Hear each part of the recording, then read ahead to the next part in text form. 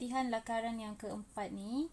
Okey, apa yang kamu perlu buat macam biasa, bahagi dua kertas kamu, okey, atau buku sketch kamu. Okey, kemudian bahagian atas ni kita akan buat lakaran yang pertama. Bawah nanti kamu buat semula lakaran tersebut. Okey, macam biasa kita perlu buat 3 elemen. GB,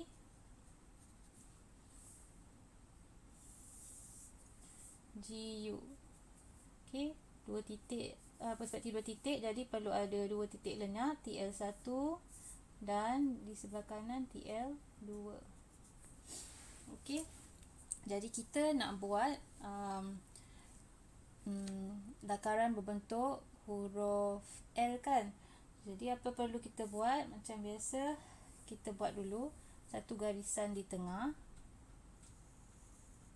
Okey, buat satu garisan di tengah. Okey, kemudian ini kita buat macam bongkah kan. Okey, permulaan bongkah dia kita buat, cikgu tak nak labelkan dulu. Okey, buat satu garisan dulu, kemudian garisan ni kita akan unjurkan ke TL1. Ini.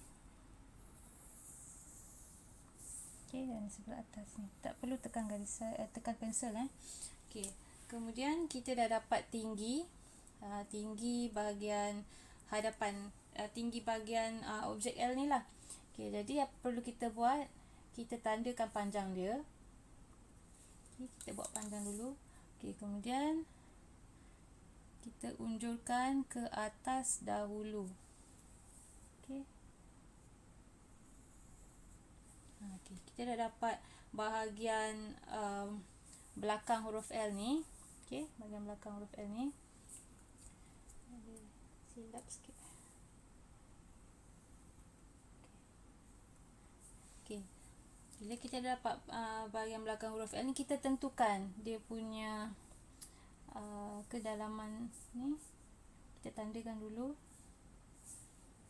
Okey, dan ini di sini. Okey, jadi apa perlu kita buat? Kita unjurkan garisan ni ke bawah. Dan yang ini, garisan yang ini kita perlu unjurkan ke TL1. Okey.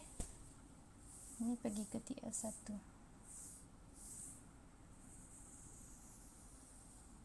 Macam tu. Okey. Jadi kita dah dapat huruf L. Okey, huruf L di bahagian hadapan. Jadi bila kita dah dapat huruf L ni, kita labelkan dulu.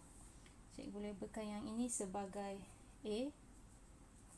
Ini B, C, D, E dan F. Okey. Jadi apa kamu perlu buat sekarang? Unjurkan garisan B, A, F, E dan D pergi ke TL2. Jadi sebelum kita nak unjurkan ke semua garisan, kita unjurkan yang B dahulu. Okey. B unjurkan ke TL2. Okey. Okey, kemudian kita unjurkan pula A.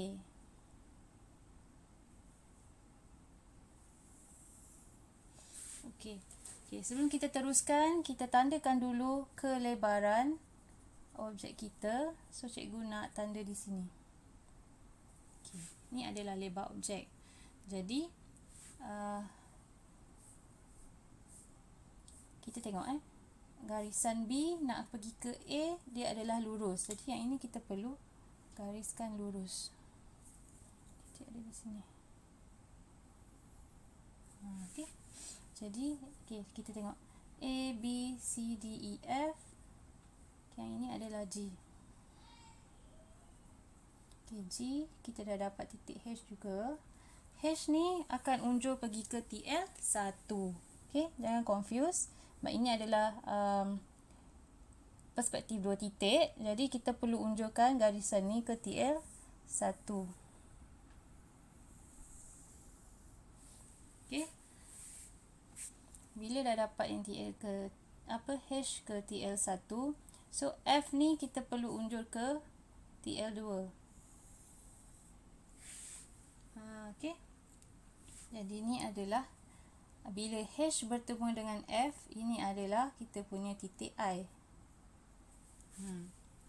So bila I nak pergi ke atas, tak ada garisan lagi kan. Okey, sebelum tu E kita unjuk ke TL2. Okey. Jadi E dengan F ni selari dengan I dan J. Okey, dia dekat situ.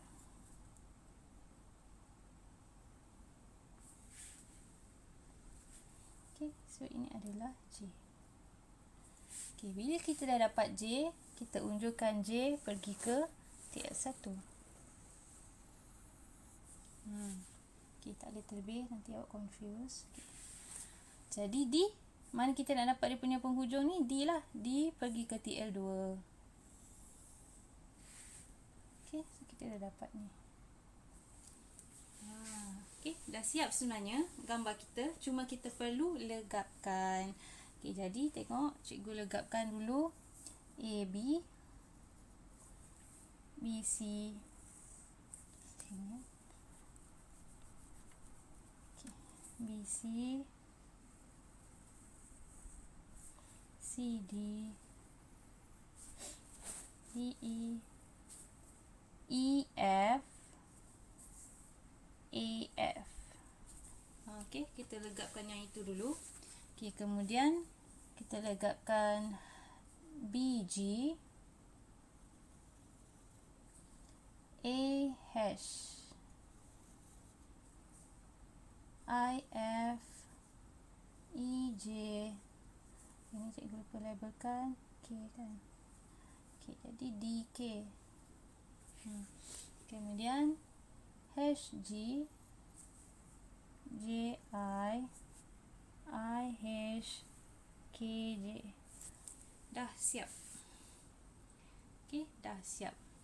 Okey, itu adalah cara melakar perspektif dua titik berbentuk huruf L. Kalau dah siap ni nampak macam tangga pun je juga kan. So apa kamu perlu buat? Buat lagi satu di bawah sebagai latihan tambahan kamu lah. Okey, di bawah ni. Okey, selamat mencuba.